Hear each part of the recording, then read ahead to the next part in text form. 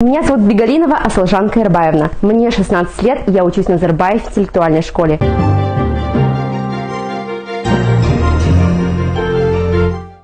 В первом триместре проекта «Медаль Елбасы» я выбрала волонтерство, и в сфере таланты и навыки я выбрала ораторское мастерство.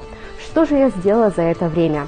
Первое направление ораторского мастерства самым большим и главным достижением для меня, я считаю, что я заняла первое место в конкурсе, который проводила Ассамблея народов Казахстана.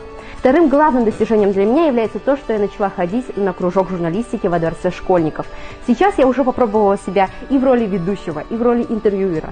И сейчас я продолжаю данный проект с удовольствием, потому что сейчас я уже развиваю себя в чтении и в спорте. Каждый день я встаю и делаю зарядку. Это для меня дает большой толчок и мотивацию на весь день. Наверное, без этого проекта я бы даже не додумалась прочитать какую-то книжку по ораторскому мастерству.